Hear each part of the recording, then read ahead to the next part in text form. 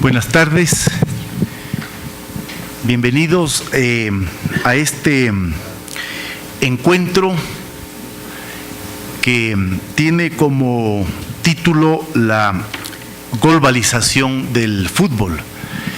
Este es un evento que se organiza en Flaxo, que ha sido coordinado por Fernando Carrión, profesor del Departamento de Estudios Políticos, y que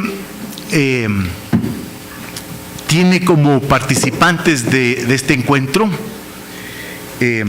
podríamos decir, dos jugadores de lujo, dos números 10, apasionados del fútbol, hinchas de sus respectivos equipos, seguidores también apasionados de este deporte, escritores de artículos sobre fútbol y también editores de libros sobre este deporte. Está esta noche con nosotros Daniel Samper Pisano, periodista y escritor colombiano. Daniel es muy conocido, ¿no?, por las colaboraciones que él ha tenido en múltiples medios de comunicación. Quienes estuvimos algún tiempo vinculados al periodismo también le conocemos a Daniel por su aporte al periodismo de investigación en el diario El Tiempo, donde él trabajó por algunos años. Pero además Daniel ha escrito en la revista Semana, en Gato Pardo, en la revista Malpensante. También escribió muchos años en el diario Hoy y en la revista Times. De modo que quienes leíamos de ese periódico, lamentablemente leíamos de ese periódico, porque el diario ya no circula más, y también la revista, recordamos sus columnas, su sentido del humor y su inmensa versatilidad para moverse en múltiples temas. Y basta ver la larga lista de libros publicados por Daniel para constatar lo que acabo de mencionar. Solo voy a citar algunos. Así ganamos, cómo fue campeón Santa Fe en 1975, equipo, dicho sea de paso, del cual Daniel es hincha. Dejémonos de vainas, 1981, Llévate esos payasos, 1983, Balón y pedal, notas sobre deportistas, 1986, Esto no es vida, 1989, Tino, vida y milagros futbolísticos de Faustino Asprilla, estrella del fútbol colombiano, Aspectos psicológicos del calzoncillo y otros artículos del humor, 1995, Risas en el infierno, una lectura divertida de la Biblia, 1998. Si Eva hubiera sido Adán, una versión risueña de la Biblia, 1998. Las leyes del fútbol, ni atacar ni defender, sino todo lo contrario. 2000. El discreto encanto del liguero y otros motivos para sonreír, 2003. Viagra, chats y otras pendejadas del siglo XXI. 62 recetas para hacer reír, 2006. Bueno, le damos la más cordial bienvenida a Daniel a Flaxo, Ecuador. Y además de ser hincha del Independiente de Santa Fe, es también hincha del Barcelona de España, es decir, es un hincha ya globalizado. Y por otro lado está Fernando Carrión, arquitecto de profesión, experimentado jugador de Flaxo, con muchísima cancha en el tema de fútbol. Él suele decir que es el único tema importante en las ciencias sociales. Todos los demás temas que trabaja, centros históricos, descentralización, fronteras, son hobbies. Y como todos sabemos, Fernando ha escrito mucho sobre el fútbol. Ha convertido al fútbol en un tema de reflexión serio y fruto de ese trabajo ha editado ya varios libros. Menciono solo dos: La Biblioteca del Fútbol Ecuatoriano en el año 2007, que tiene 5 tomos, como las 5, y el más reciente, que es este que está aquí, Luchas urbanas alrededor del fútbol, que es una excelente colección de artículos inspirados en parte en el fenómeno generado por el Mundial de Fútbol de Brasil. Hincha de la Liga Deportiva Universitaria, fue directivo de ese equipo de fútbol, de la comisión de fútbol de ese equipo, y en su lejana juventud quiso dedicarse al fútbol profesional. Y puedo decirlo como testigo que era un gran jugador de fútbol, pero era bien bronquista también. Bueno, y estos dos jugadores experimentados escogieron un árbitro muy poco conocedor del fútbol, más allá de ser una persona que se ve envuelto por el fenómeno y que en algún momento de su vida fue un hincha apasionado y poco a poco se fue desencantando. Y dicen que el mejor árbitro es al que no se le siente que deje el juego y no le interrumpe, excepto cuando se producen violaciones de las reglas, violencias y mala fe. Entonces, solo ahí interviene el árbitro. Vamos a dividir este encuentro en 3 tiempos, ¿no? En el primero vamos a conversar un poco sobre el término que se ha utilizado para organizar esta reunión, el de globalización. Luego vamos a hablar un poco sobre van a hablar ellos un poco sobre las hinchadas, lo que significan las hinchadas, lo que mueve a las hinchadas, lo que está detrás de las hinchadas. Y en el tercer tiempo van a hacer una reflexión sobre política y fútbol. Y vamos a tener un sobretiempo para permitir que desde los graderíos se puedan plantear algunas preguntas o comentarios a las exposiciones. Así es que, bienvenidos, muchas gracias por estar aquí. Daniel, bienvenido nuevamente a Flaxo, y arquitecto, arrancamos. Y lo primero que yo quisiera preguntarle a Fernando para iniciar este encuentro es esto de la globalización. Si él nos puede dar un acercamiento a este término, ¿no?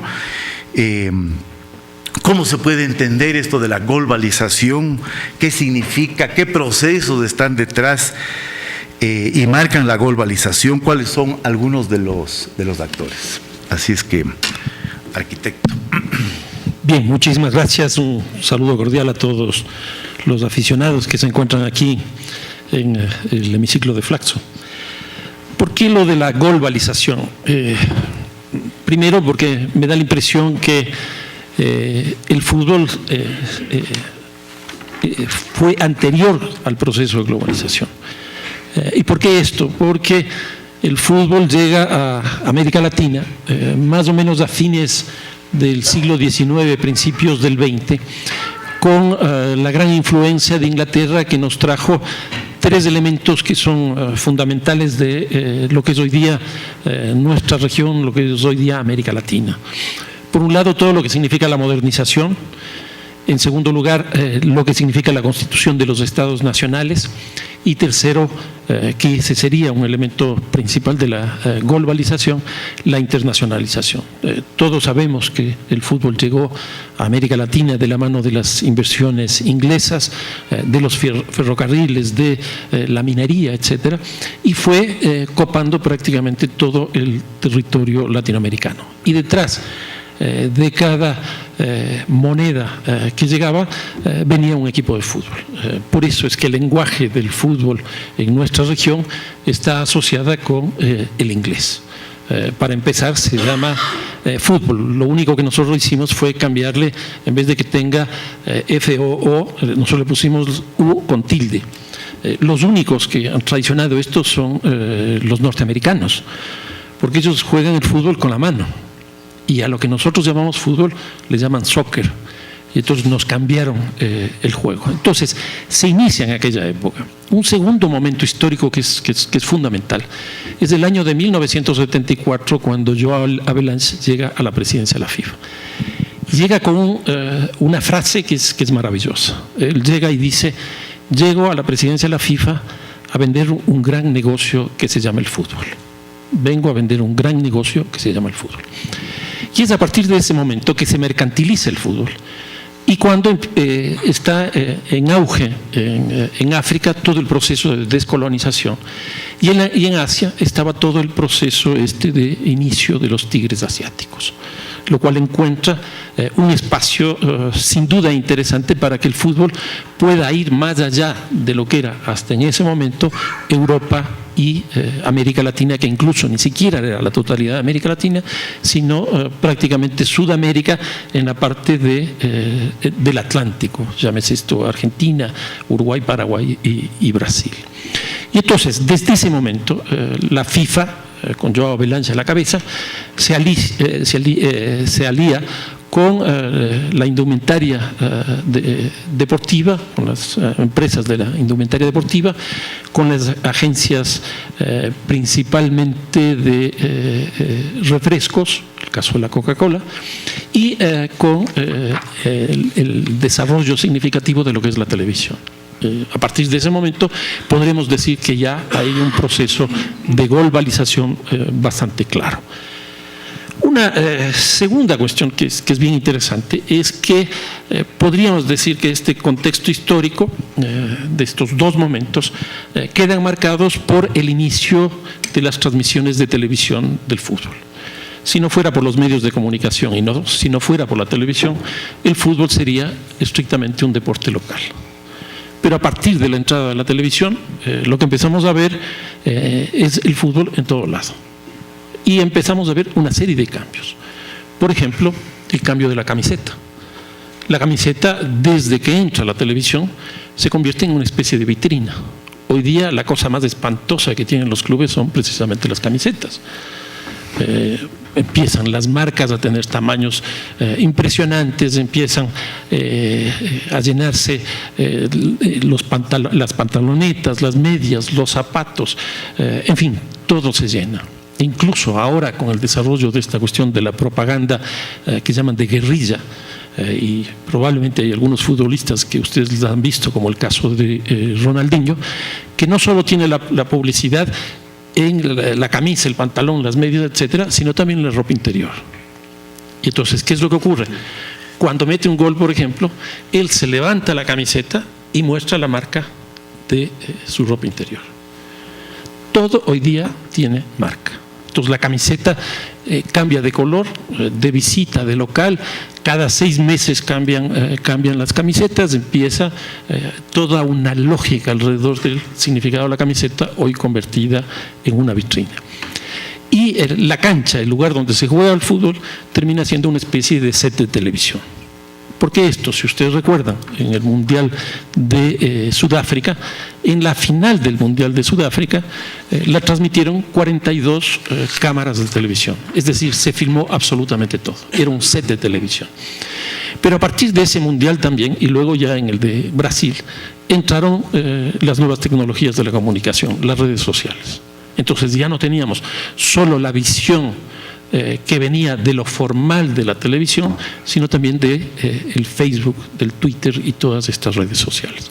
Y empezaron a aparecer imágenes que nunca se habían visto en el fútbol. Y entonces, este hecho de la presencia de los medios de comunicación, principalmente la televisión y de las redes sociales, han hecho esta cosa de lo que llamó McLuhan una especie de aldea global. Hoy día uno podría decir que el estadio de fútbol es una aldea global. Simplemente, si ustedes ven, yo no conozco las cifras del Mundial de Brasil, pero las de Sudáfrica, la final la vieron 1.200 millones de personas. Y ustedes saben, una final de un Mundial de fútbol, se paraliza la presidencia de la República, se paralizan los parlamentos, se paraliza la economía, se paraliza absolutamente todo, porque ha llegado lo importante que es el fútbol para tomarse esos espacios. Y por último, y en tercer lugar, para que esta globalización pueda finalmente consolidarse, se requiere una institución, y esta es la FIFA. La FIFA es una ONG, es una institución sin fines de lucro, y radica, su sede está en un paraíso fiscal. La FIFA no tiene mecanismos de control, y esto está conduciendo a que la FIFA y nosotros hemos tenido escándalos en estos últimos años en varias instancias de organización. Para empezar, la propia FIFA, ahí está involucrada, por ejemplo, el caso de Avalanche, el caso de Nicolás Leos, el caso de el presidente de la Asociación de Fútbol Brasileña, etcétera, que nos muestra justamente el carácter que tiene esta institución. Hoy día la FIFA es tan poderosa que muchas personas le comparan con el Vaticano. Al presidente Blatter le comparan con el Papa Francisco, lo cual no, pues al Papa lo hace, me imagino que además de que es hincha de San Lorenzo, no le hace ningún favor que le comparen con un tipo como Blatter. Y esto está conduciendo, y nosotros ya tenemos datos, he estado trabajando sobre eso, respecto del tema del lavado. El fútbol es un espacio privilegiado para el lavado. Nosotros en el Ecuador, la semana pasada tuvimos ya el caso de la sanción de un expresidente de un equipo de fútbol que fue sancionado por 6 años. Pero esto ha ocurrido en Colombia, esto ha ocurrido en Brasil, esto ha ocurrido en Perú, etcétera, etcétera, de tal manera de que una institución de estas características obviamente es un espacio fundamental para que pueda haber lavado. Cuando se realizó el Mundial del Brasil en el año 2014, la FIFA le obligó al Brasil a que cambie ciertas normas de comportamiento que se llamaba la Ley Copa. Por ejemplo, el caso de la cerveza Budweiser. La cerveza Budweiser le paga a la FIFA casi $4.000 millones como auspicio, $4.000 millones, para que se consuma monopólicamente en los 12 estadios del Brasil, para que la publicidad sea manejada por Budweiser. Y como ustedes saben, en el Brasil el consumo de cerveza en los estadios estaba prohibido. Pues esta ley Copa lo que hizo fue modificar esa situación con una transitoria que aprobó el Parlamento Federal, y después tuvieron que cambiar también en algunos estados, sedes donde se desarrollaba la Copa, para que haya la posibilidad del consumo. Ese es el peso que tiene Brasil, que tiene la FIFA. Pero no solo eso. Yo hice un cálculo y del Mundial del Brasil, que el Brasil invirtió alrededor de unos 20 mil millones de dólares, no se sabe exactamente cuánto, la FIFA obtuvo 60 mil millones de dólares de una inversión de un Estado.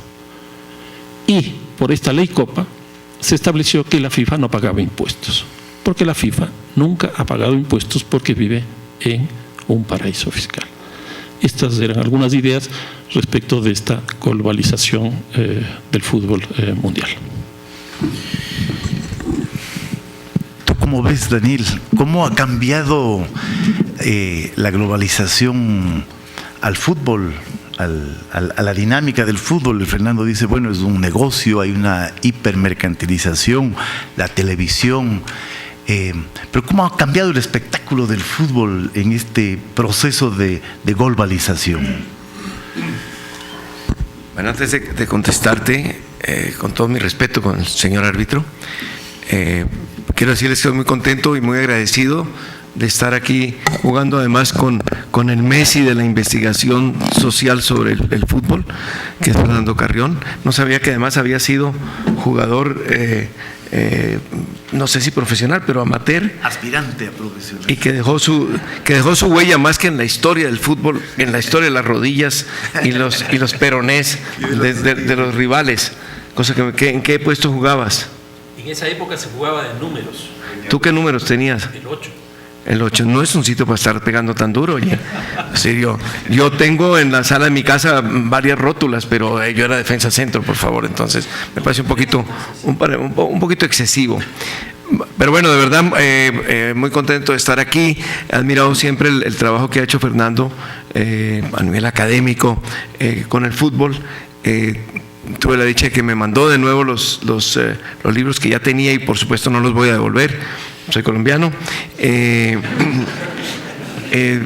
y ahora ya los tengo afortunadamente en la Biblioteca de Madrid y en la Biblioteca de Bogotá, que son los dos sitios donde vivo. Muchos libros tienen acápite, es decir, vienen con una cita de algún personaje ajeno que procura, en fin, orientar un poquito a los lectores sobre lo que va a decir el libro. Yo para las pocas cosas que quiero decir, necesito 2 acápites. El primero es de Manuel Vázquez Montalbán, el gran escritor y periodista catalán que nació en 1939 y murió en el 2003, que escribió páginas imborrables sobre el fútbol y que fue el primer intelectual A y de izquierda B que empezó a escribir sobre fútbol en España y abrió un torrente realmente muy, muy generoso y muy fructífero de opiniones e incluso de ficciones sobre el fútbol. Esto se le debe en España, por lo menos, a Manuel Vázquez Montalbán. La tradición ha sido un poco distinta en América Latina, especialmente en Argentina, donde ha habido vinculación pues de la vena intelectual con el fútbol desde hace tiempos. Si uno piensa en Sobre héroes y tumbas, de Sábato, allí ya se habla de fútbol y tal. Pero bueno, Vázquez Montalbán fue clave para que la izquierda se sacudiera los fantasmas que le había dejado Franco, que dejó muchos fantasmas, y dijeron, hombre, el fútbol hay que quitarlo de las manos de la derecha que lo estaba utilizando. Y cuando digo la derecha, pues ustedes saben que yo soy imparcial y me refiero a todos los males que sembró el Real Madrid durante la época de Franco. Dijo Manuel Vázquez Montalbán, en el libro Fútbol, una religión en busca de un Dios, que es una recopilación post-mortem de sus notas sobre este deporte, hecha por Daniel, su hijo, pero hay una frase que Daniel toma de algo que ha dicho su padre, que me parece a mí perfecta para llevar como acápite, y dice: el fútbol de este milenio, es decir, este que estamos viviendo, es una religión en manos de grandes multinacionales. Eso es así, y el resumen excelente que has hecho, Fernando, del paso de la globalización a través de los años, lo que nos quitó y lo que nos está dejando, lo demuestra. Y la segunda cita es de Jorge Valdano, que todos sabemos y admiramos como gran jugador, fue campeón mundial con Argentina, estuvo en varios equipos de España que no voy a mencionar, y es además un muy coherente y elocuente expositor sobre fútbol, un muy brillante reflexionador sobre fútbol, y un escritor sobre fútbol excelente. Jorge Valdano dice que el fútbol es lo más importante de lo menos importante. Y creo que es una muy buena definición. Estamos aquí hablando de lo más importante, de lo menos importante, que es muy importante. Lo cierto es que yo tendría que, ya que no tengo la capacidad académica de Fernando para hacer ese resumen excelente que él hizo, tengo que decirles que una comparación me permite mostrar lo que ha sido para mí la globalización del fútbol. Como persona que nació en el año 45, y que está cumpliendo pues este año pues 70, ¿no? Y he visto cambiar el fútbol muchísimo. Mi padre, que es el mismo señor que está allí sentado, hasta donde se sabe por lo menos, mi padre nunca nos llevó a fútbol, es decir, no tenía ni idea, no sabía cuántos eran los jugadores, no sabía qué hacía tanta gente los domingos en ese estadio, de modo que yo habría podido ser en este momento un caso perdido de no sé, un ejecutivo de la Nestlé o cualquier horror.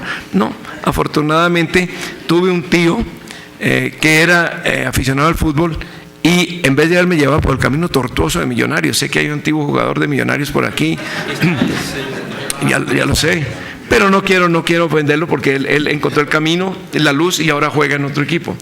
Pero en vez yo hubiera podido terminar siendo hincha de Millonarios. Es un equipo no muy bueno de aquí de la capital. ¿Qué es cuál? Dilo. Deportivo Quito. Deportivo Quito. Bueno, pues para Adrián un gran saludo de compatriota de colombiano y de compatriota del mundo del fútbol, que une más incluso que ser compatriota de un pasaporte. Yo digo que habría podido terminar siendo hincha de Millonarios, pero Dios iluminó a ese momento en que me decía, yo era muy bonito cuando niño, esto lo tengo que aclarar.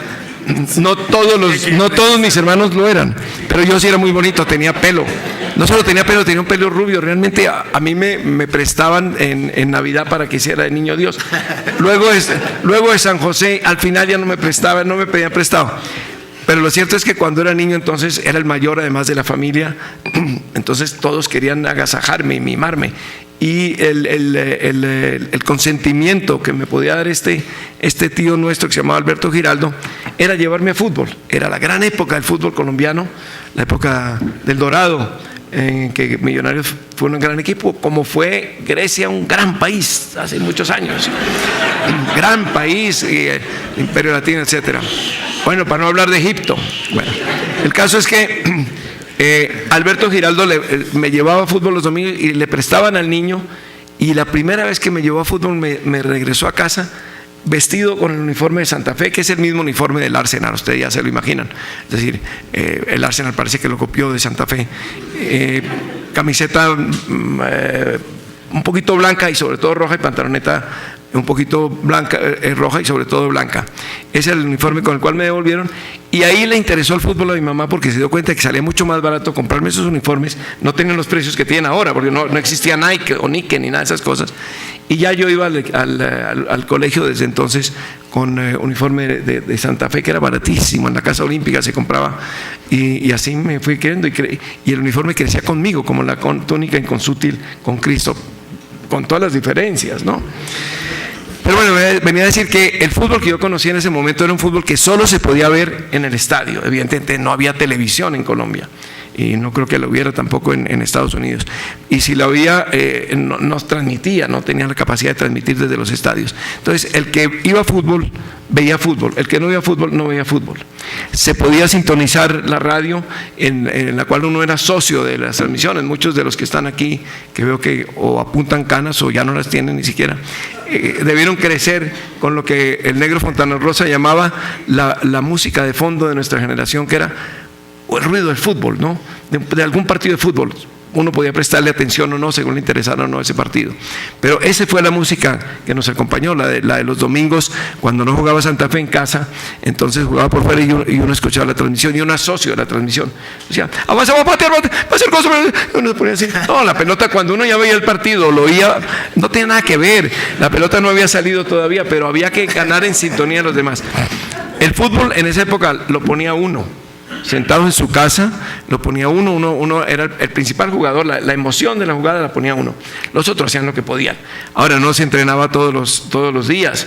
De hecho, los grandes jugadores argentinos que en esa época fueron a Colombia, que eran Di Stéfano, Pipo Rossi, Pedernera, etcétera, el Pibe Real, que jugó 10 años después en el Madrid, eran tipos que entre que bebían y jugaban, ¿no?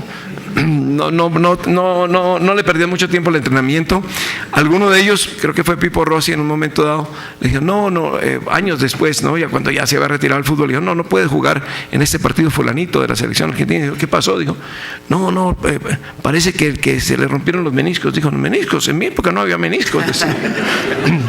Entonces ese fue el fútbol que yo vi, el fútbol al que había que ir para verlo, y que no era realmente didáctico, porque el fútbol empieza a aprenderse cuando la televisión lo transmite. Entre las muchas cosas que ha dado la televisión y quitado, una es la posibilidad de aprender el fútbol. Eso ha igualado muchísimo al fútbol, el africano, el latinoamericano, con el de los demás países. Pero en esa época no había televisión, entonces uno aprendía viendo fútbol, o bien el fútbol de barrio, los buenos jugadores nos miraban, o bien yendo al estadio a ver los partidos. Esa es la época famosa de aquella célebre anécdota de Pedernera, que llega un niño bogotano que ha ido a un entrenamiento de Millonarios, y entonces llega emocionado y le dice, mamá, me habló Pedernera. Me dice, ¿qué te dijo? Digo, quítate de ahí, boludo.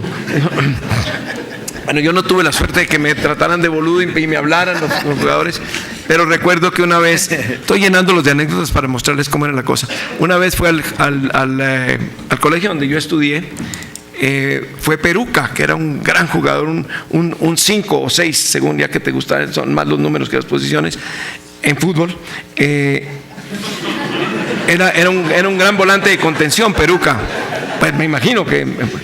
Y Peruca fue a registrar o a matricular a su hijo en el gimnasio, y el rector del gimnasio le dijeron, no, es un jugador de Santa Fe, un equipo que se ve, sí.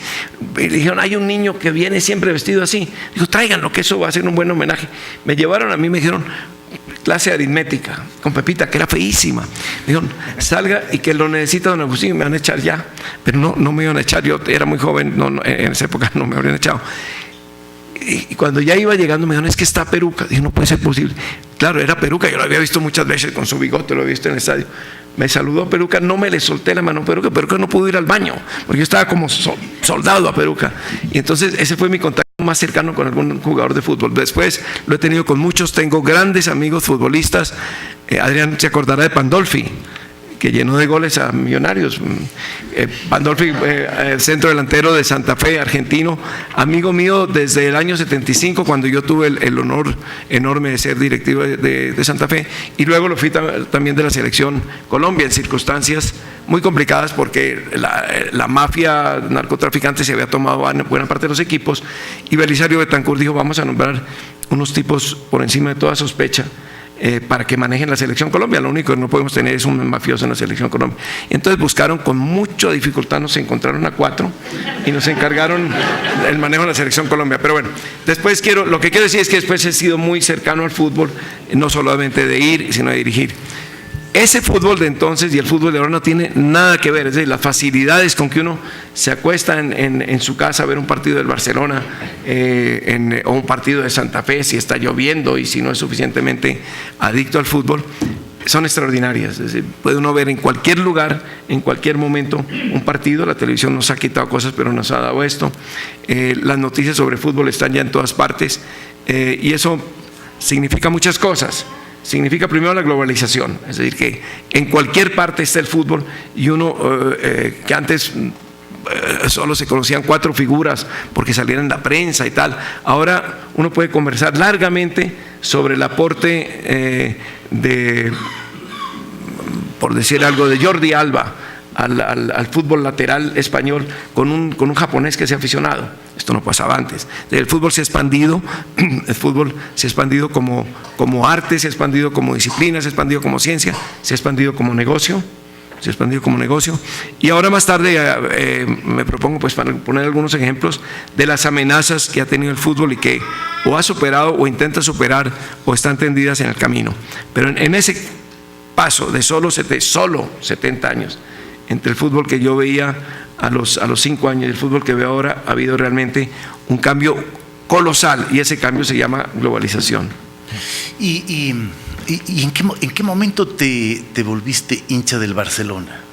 Digamos, porque eso es como el paso a la globalización también tuyo, ¿no? Y cómo de eso de poder compartir ahora, que es una cosa que a mí me llama la atención, las identidades alrededor del fútbol. O sea, hace muchos años me imagino que era imposible pensar en ser hincha de 2 equipos. Uno era hincha del Independiente de Santa Fe y punto, pero ahora eres hincha del Independiente de Santa Fe y del Barcelona. Sí, a ver, la pregunta, perdóname.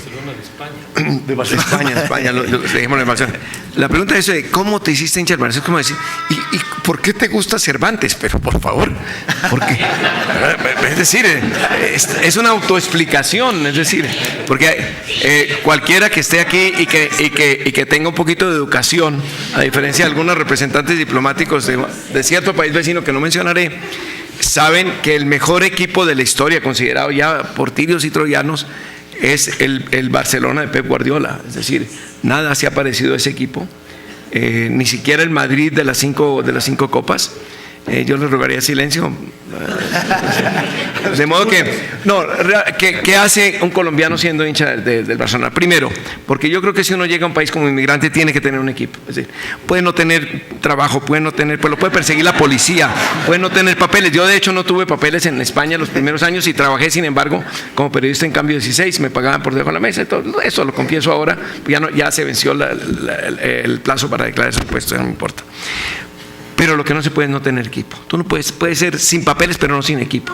Porque el equipo te da la sensación de pertenencia. ¿Sí? Esos son tus hermanos, esos tipos que van ahí con las barras azules y granates, son tus hermanos de fútbol. Eso es mucho más importante que todo lo demás. Mucho más importante que el señor que nació en la misma ciudad tuya, que no me importa, ¿no? Entonces había que tener un equipo, y ese equipo claramente no podía hacerse en el Barcelona. Primero porque yo iba a vivir en Madrid, entonces es mucho más agradable estar peleando con los locales. ¿Qué hace uno contra todo el mundo? No. Segundo, porque si había un hermano de Real Madrid en Colombia, ese era Millonarios. de Millonarios salieron todos esos grandes jugadores que fueron una época extraordinaria de Millonarios, ya digo, lontana. Esos grandes jugadores fueron a parar al Real Madrid y hubo un caso específico que fue el de Di Stéfano. Di Stéfano iba para el Barcelona y en un momento lo bajaron de un avión en Madrid con la ayuda de un señor que se llamaba Francisco Franco, va a Montes, y gracias a eso terminó en el Madrid. Es decir, hubo una intervención estatal del gobierno de Franco, cuya canciller era el Real Madrid. El gobierno de Franco había sido repudiado por todos los gobiernos de los alrededores porque había terminado la guerra mundial y estaba con el eje. Entonces, esto es de verdad, ¿no? Entonces, Franco no tenía buenas relaciones, pero el Madrid se las proporcionó. El Madrid era un gran equipo, uno de los grandes equipos que ha habido en la historia del fútbol, y era el canciller de Franco, el que le hacía relación. De modo que el enemigo del Real Madrid tenía que ser el amigo mío, el Barcelona, que en ese momento era un equipo flojo, a quien identificaban solamente con Cataluña. Y por último, una última razón, aparte de todas las anteriores, es que en cambio en Santa Fe, los exiliados españoles eran muy hinchas de Santa Fe, y yo los veía en el estadio, ahí estaban los exiliados, muchos de ellos catalanes, todos haciendo fuerza por Santa Fe, era muy fácil. Y una última razón, tenía un gran amigo común que era hincha de Barcelona y se hizo hincha de Santa Fe. Entonces, esa es la razón. Y se puede ser, si uno puede tener 2 mujeres, 14 hijos, 2 patrias, ¿por qué no va a tener 2 equipos de fútbol? Pero siempre pienso que la final entre el Santa Fe y Barcelona, quiero que gane Santa Fe. Pero tú solo eres hincha de un equipo. O sea, tú eres, digamos, un teórico de la globalización, pero eres hincha de un solo equipo, ¿no? A ver, yo llamo a lo que Daniel acaba de decir una hinchada diferida. Uno tiene, en la época de la globalización, es hincha de varios equipos. Por ejemplo, yo de la Liga, en la Argentina, a mí me corresponde River Plate. En España debería corresponderme el Real Madrid, pero soy también del Barça. Y entonces, eso es lo que ocurre generalmente. Hay esta hinchada diferida, que permite tener simultáneamente varios equipos con los cuales uno se identifica. Ahora, esto de las hinchadas es bien interesante porque incluso en cada país tiene nombres distintos. En Italia, tifosis; en México, porras; en América Latina en general, sobre todo en Sudamérica, son hinchadas. Y el nombre de hinchada es bien interesante porque el nombre de hinchada nació en el Uruguay. Era el tipo que inflaba las pelotas, que les hinchaba las pelotas. Y a partir de eso se convirtió en la hinchada, es decir, todos los que inflamos ya no la pelota, sino al equipo. Ahora, la hinchada se va formando históricamente, que eso también es bien interesante. ¿Por qué? Porque no siempre existió hinchadas. Las hinchadas tienen 3-4 momentos en la historia. Un primer momento cuando aparece la FIFA y establece los famosos 17 reglamentos. Establece en su reglamento las 17 reglas, 2 de las cuales son claves. La una, la dimensión de la cancha, y la otra, el número de jugadores. ¿Por qué? Porque hasta ese momento todos jugaban fútbol y no había número, sino que simplemente todos iban atrás de una pelota. El rato que se señala la cancha, reglamentariamente está un adentro y un afuera. El rato que se señala el número de jugadores, se ve cuáles están afuera en términos de la tribuna y en términos de la cancha, jugador y espectador. En ese momento lo que existía era espectadores. Después, a principios del siglo XX, hay un segundo momento que es muy importante, cuando se empieza a pagar por ver el fútbol. Ahí ya no es espectador, ahí empiezan a ser el hincha. Y el hincha ya no es el dirigente, el hincha ya no es el futbolista, sino es una persona que paga, es decir, que tiene fidelidad. Empieza a ejercer la militancia de ser seguidor de un equipo. Y luego, alrededor de la década de los 70, con la entrada de la televisión, empieza a haber un salto que ya no es el hincha, sino que empieza a aparecer la teleaudiencia.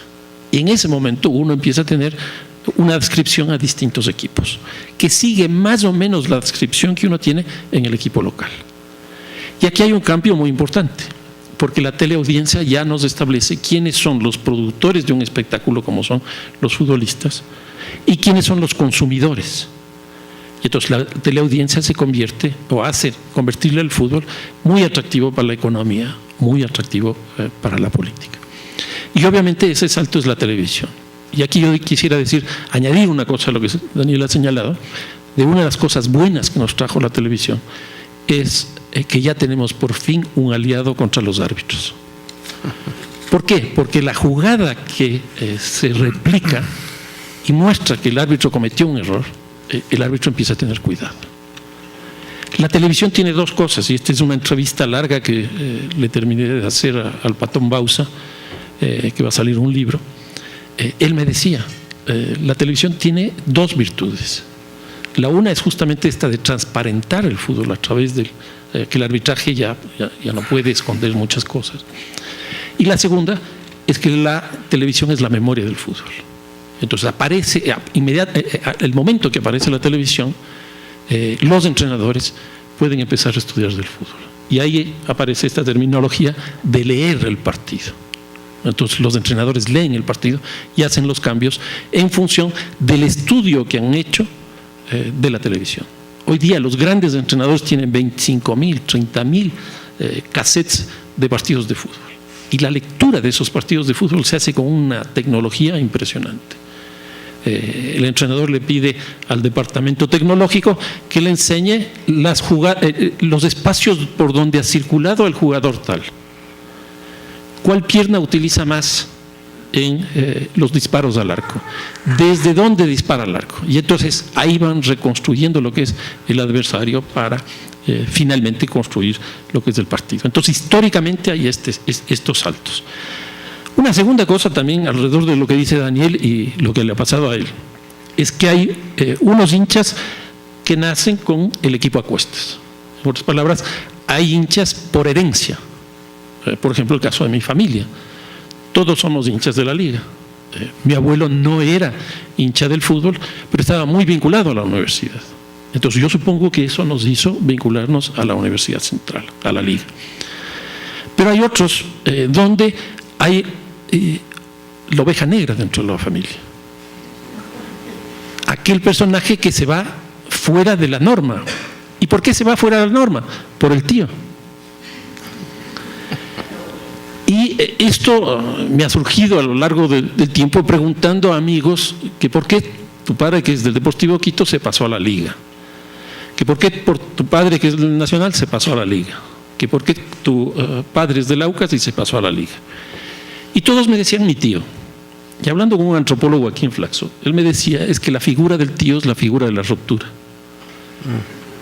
De la ruptura sobre todo en el orden familiar. Y como el fútbol es eso, el tío es un elemento clave para definir lo que es la hinchada. Así que el caso tuyo no es la excepción.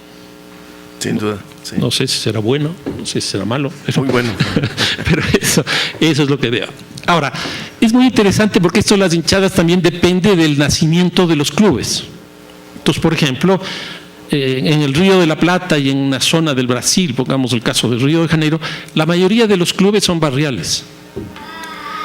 En la cuenca del Pacífico, esto es, por ejemplo, Chile, Ecuador, Perú, Colombia, muchos de los equipos tuvieron un origen en instituciones. Y el caso del Ecuador, yo creo que es un caso excepcional.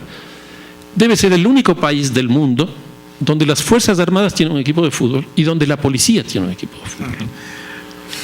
Yo no conozco que eso ocurra. En Israel sé que hay equipos adscritos a partidos políticos, que también es un caso excepcional. Pero no, por ejemplo, a las Fuerzas Armadas y a la policía. En el caso de Chile también hay otros casos, la migración, que es el caso de Barcelona de Guayaquil, es el caso de palestinos, que es un caso bien interesante. Hoy día, en todo el conflicto que está viviendo Palestina, el equipo chileno se ha convertido en el referente justamente de Palestina. Y está jugando la Copa Libertadores de América. Y es muy interesante porque jugó en Uruguay, jugó en Argentina también. Y argentinos y uruguayos apoyaban a palestinos por Palestina. Y entonces aquí se ve esta cosa de la adscripción. Es muy complejo. Ahora, un elemento que también es bien interesante son los clásicos. Los clásicos definen mucho las identidades y lo que son esta construcción de identidades múltiples. En general, lo que nosotros tenemos como clásicos locales, es decir, que se juegan en una sola ciudad, es una especie de lucha de clases. Vean el caso de Buenos Aires, es el equipo de los Millonarios, River Plate, contra el equipo popular Boca Juniors. El caso de Guayaquil, Emelec, Millonarios, el equipo del Astillero, Barcelona. En el caso de Quito, Liga Deportiva Universitaria, clase media, universitaria. El Aucas, un equipo que su nombre lo dice todo.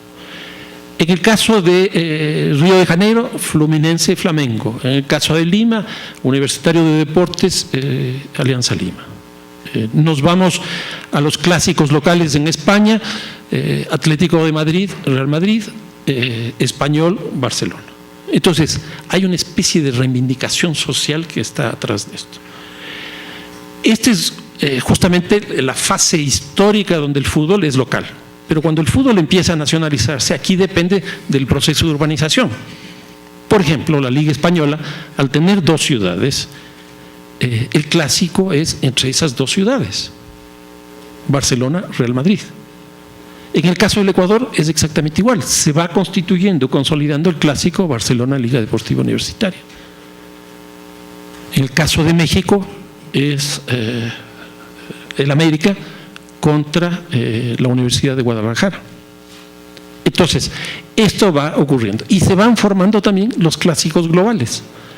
Por ejemplo, un clásico global este rato es Barcelona-Real Madrid. Yo no sé si ustedes se acuerdan, hace un par de años, en el mes de abril, es decir, ya casi 2 años, se jugaron 3 clásicos en el mes de abril.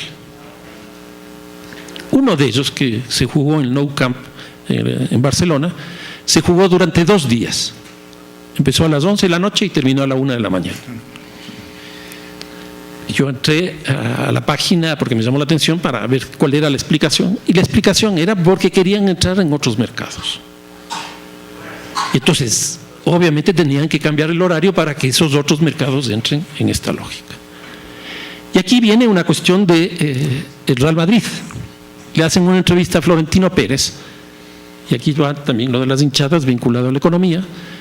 En la época de los Galácticos le entrevistan a Florentino Pérez, y Florentino Pérez dice: yo armé el equipo de los Galácticos por mercados. Entonces yo le traje a Zinedine Zidane básicamente por el mercado asiático y por el mercado norteamericano. A Zinedine Zidane, a Beckham le traje por el asiático y el norteamericano. A Zinedine Zidane básicamente por los países árabes.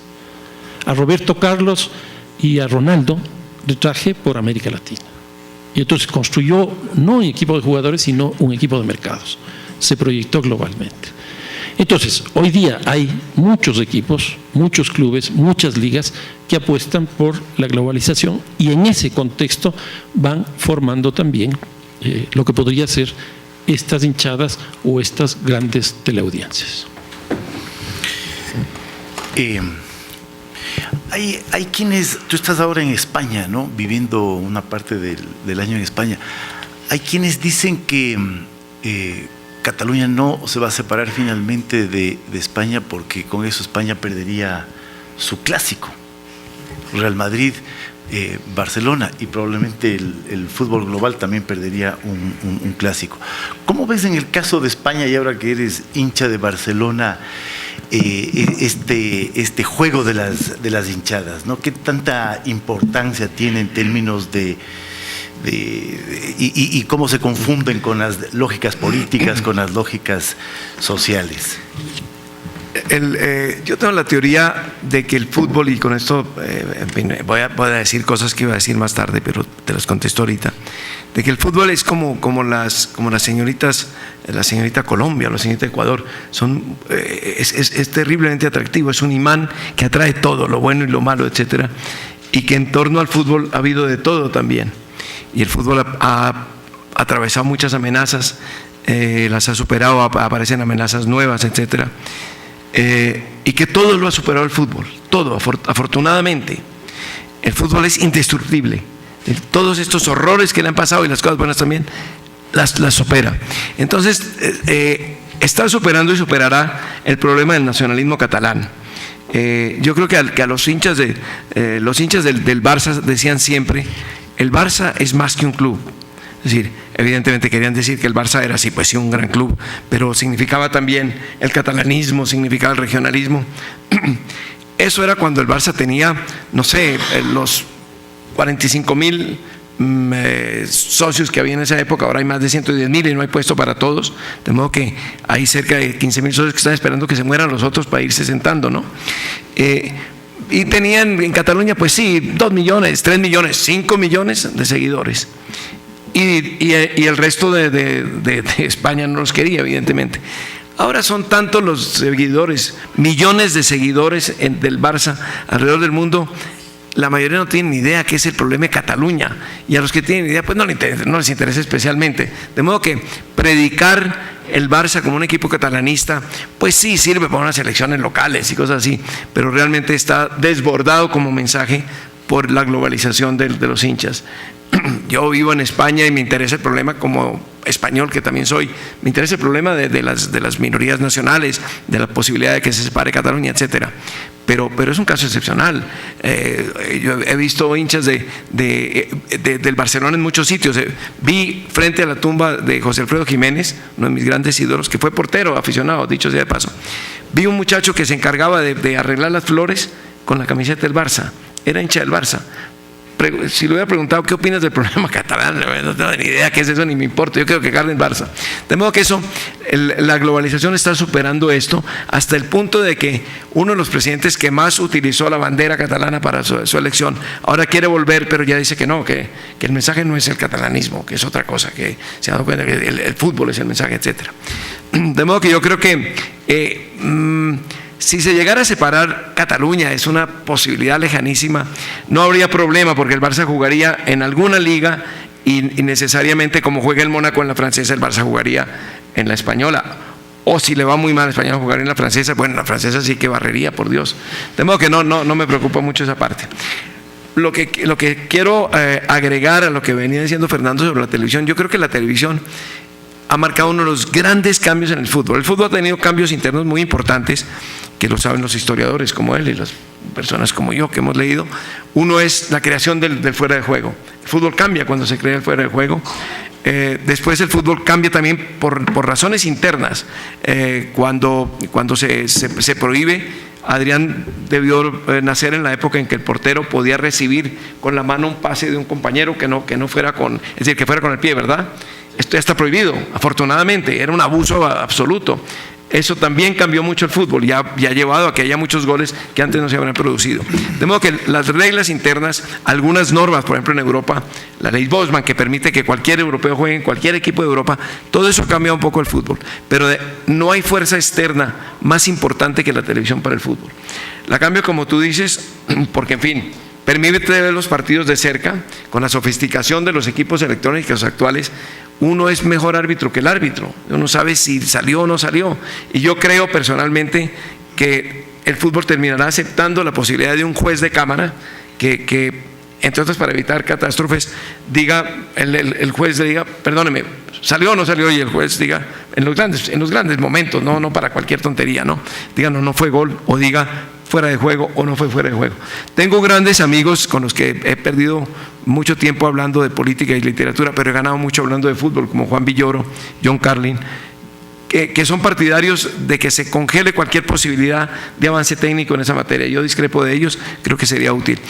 Pero lo que quiero decir es que la televisión influyó en eso, pero influyó sobre todo en una condición, y es que las mujeres se volvieron espectadoras de televisión, de fútbol por televisión, y consumidoras sobre todo, que es lo más importante, y ayudaron muchísimo a que cambiara el panorama económico del fútbol. ¿Por qué? Una cosa es ver a unos tipos a una distancia de 60 u 80 metros que están allá como jugando ahí, como no se sabe bien qué están haciendo, y otra cosa es verlos de cerca.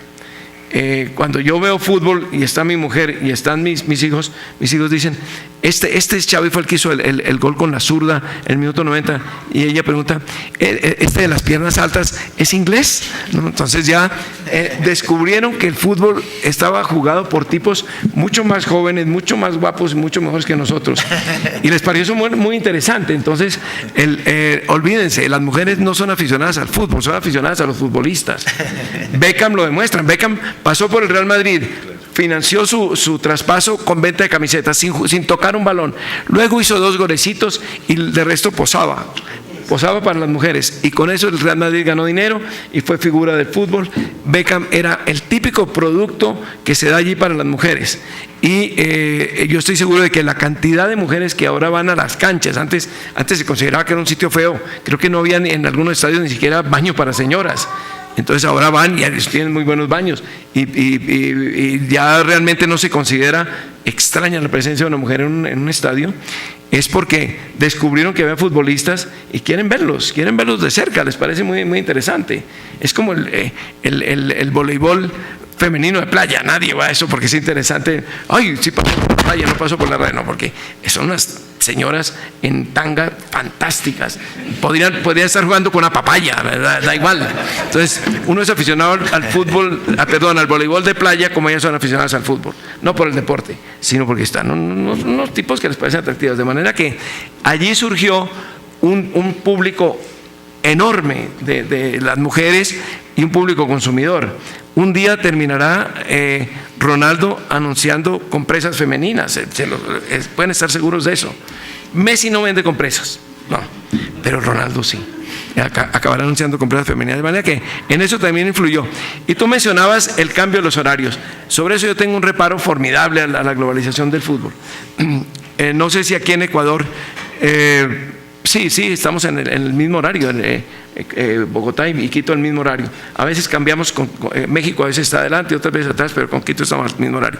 ¿Ustedes se dieron cuenta que pasaron el último partido del Barcelona? A las 6 de la mañana. A las 6 de la mañana se transmitió el partido de la semana pasada del Barcelona.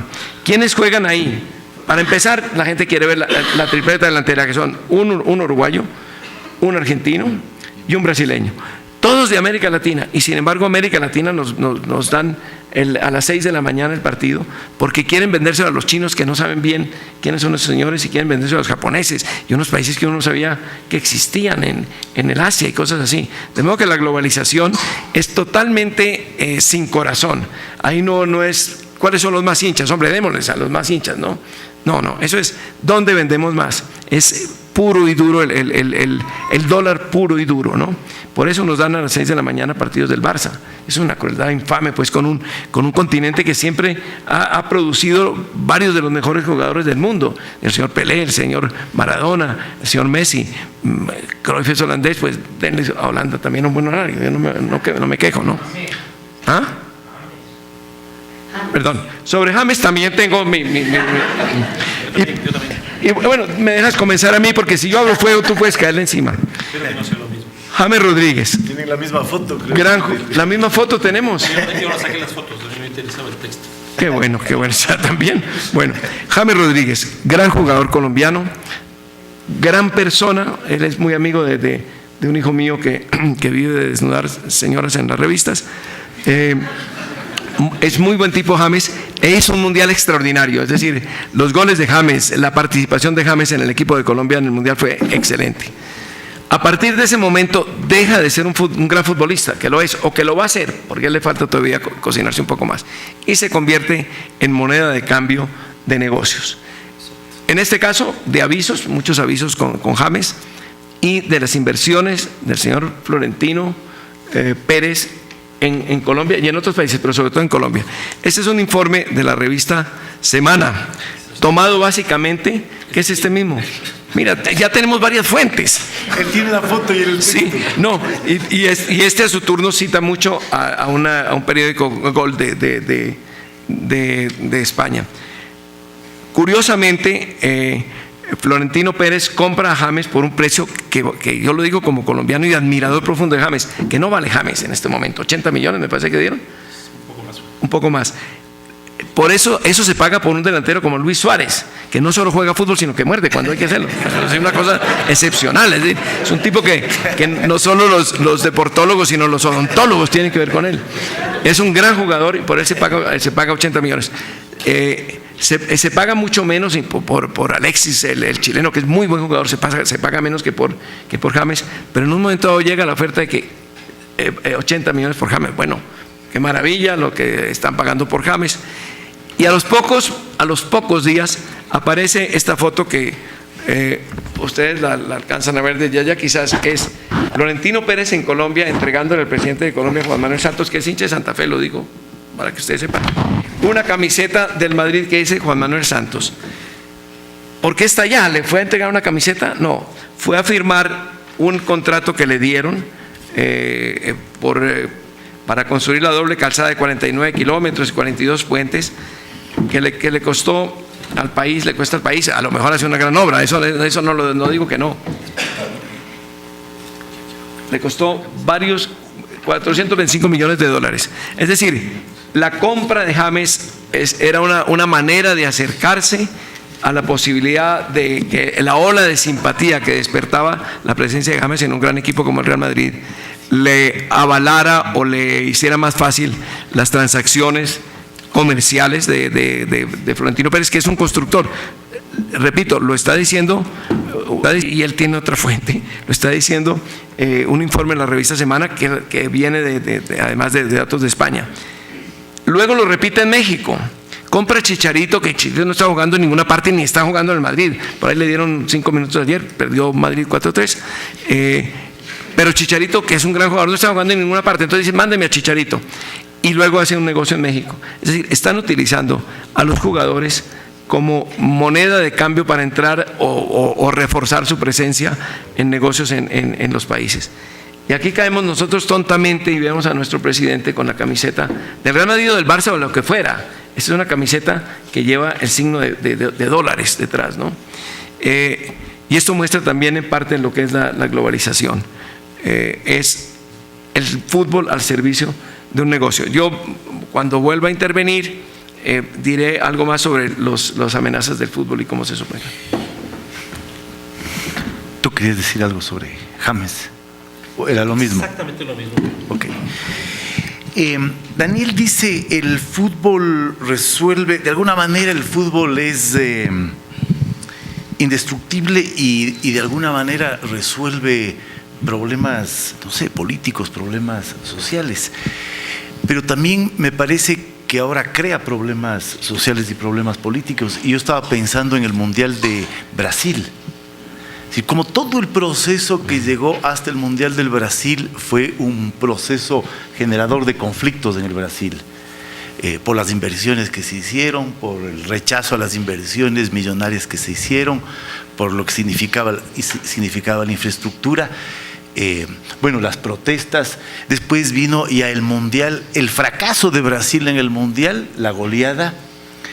Y ahora Brasil parecería en un proceso muy complicado, que si uno se pone un poco sutil, dice, este proceso empezó con el Mundial. ¿Cómo ves tú lo que ha pasado en el Brasil ligado al Mundial? Has escrito algunas cosas. Habría que leer este libro, son casi 600 páginas, ¿no? 26 artículos de distintas personas de América Latina, incluso de Barcelona. Hay un artículo de Colomé, que es muy interesante, sobre todo el nombre. Una ciudad que lleva el nombre de un equipo de fútbol, se llama el artículo, que es muy decidor eso, ¿no? Sí, lo del Brasil es bien interesante porque un año antes del Mundial se realiza la Copa Confederaciones y pocos días antes de la Copa Confederaciones se produce un alza del precio del transporte en San Pablo, que fue de alrededor de un 10%, tampoco fue una cantidad muy grande.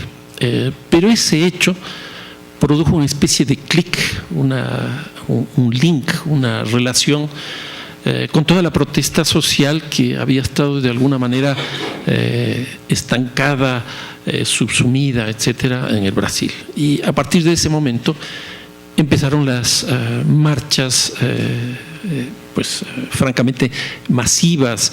En más de 500 ciudades hubo marchas en el Brasil, ya pueden darse cuenta de lo que eso significó. Y fue prácticamente durante todo el año. Hasta muy poco antes de empezar el Mundial, estas marchas seguían y luego, de alguna manera, el fútbol obviamente la aplacó. Pero se produce el primer partido de inauguración del Brasil. El Brasil, no recuerdo qué pasó, pero hubo un penal ahí que le dieron al Brasil, creo que empató, si no me equivoco. Le dieron un penal al Brasil y empezó ya a producirse un distanciamiento de la representación que ostenta la selección del Brasil con su gente. Y finalmente se rompe con el famoso 7-1. Y de ahí los brasileños quedan huérfanos del fútbol, porque ya no participan. Y para un brasileño no participar en una final, por ejemplo, es una situación dramática. A partir de eso empieza el proceso electoral.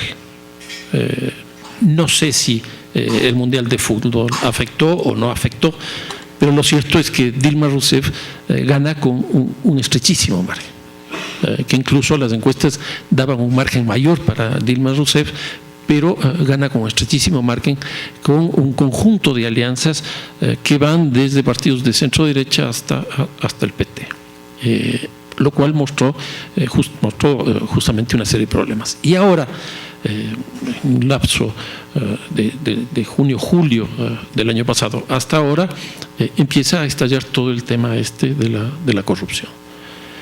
Y esta corrupción da la impresión que incluso puede estar llegando a Quito. Sería bueno que piensen un poco eso, habrá que ver en qué términos, pero puede ser que esté llegando también acá. Son más de 4.000 millones de dólares el tema de la corrupción en Petrobras, una cantidad muy grande que da para todo. Hay empresas constructoras, hay partidos políticos, etcétera, que se han beneficiado de esto. El nivel en que se encuentra Dilma Rousseff es muy bajo en términos de las encuestas. En un tiempo tan corto, su caída ha sido muy fuerte. ¿Qué tiene que ver esto con el fútbol? Pues no sé, habrá que hacer una investigación. Pero lo que sí sabemos es que hay una vinculación muy clara entre fútbol y política. Y yo diría aquí un par de cosas. Una primera, ya que Daniel topó esto de derechas y izquierdas, Valdano, que jugó en el Real Madrid, fue entrenador del Real Madrid y fue gerente deportivo, si no me equivoco, del Real Madrid. Él tiene una frase que dice que las izquierdas en el fútbol es el fútbol de Menotti, etcétera, es del buen fútbol. Y el fútbol de derecha es, de alguna manera, ilustrando con el fútbol argentino, es el caso de, ahí se me fue el nombre del entrenador que quedó campeón del mundo. Bilardo. ¿Perdón? Bilardistas. O sea, el juego de izquierda es bonito y el juego de derecha es feo, defensivo, etcétera, etcétera. ¿Será? No será. Pero en fin, lo que sí ha pasado es que la derecha le ha hecho funcionar al fútbol a sus intereses. Esto viene desde Mussolini, desde Franco, etcétera, la dictadura militar en la Argentina en el Mundial del 78, y esto ha sido de alguna manera una constante. Pero la izquierda, ¿qué es lo que ha hecho frente al fútbol? Le convirtió en el opio del pueblo, que me parece una cosa que sin análisis profundo llegan a esa conclusión, y esto era básicamente porque el fútbol se jugaba en el tiempo libre, y lo que se decía es que el fútbol copaba el tiempo libre para hacer extensiva la jornada laboral, y entonces ese era el tiempo libre. Uno podría hacer una comparación con los celulares. Hoy día muchas empresas, instituciones, etcétera, les regalan, entre comillas, a sus dirigentes, a sus miembros del staff directivo de la empresa o de la institución, los celulares, y la gente se siente feliz. Pero no se da cuenta que extiende la jornada laboral. En vez de trabajar las 8 horas, trabaja 10, 12 horas porque siempre está con el celular.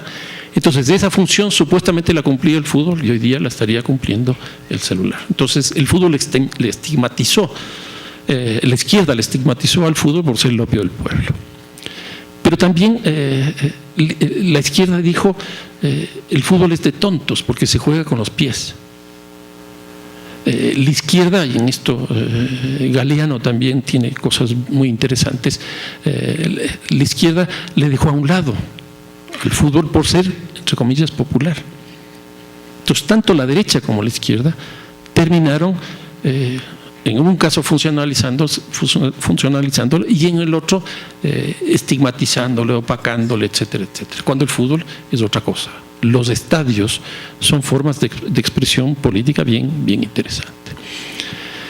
Creo que el tema del club es algo similar a lo del partido político, porque es una adscripción de militancia, de fidelidad, etcétera, frente a unos ideales.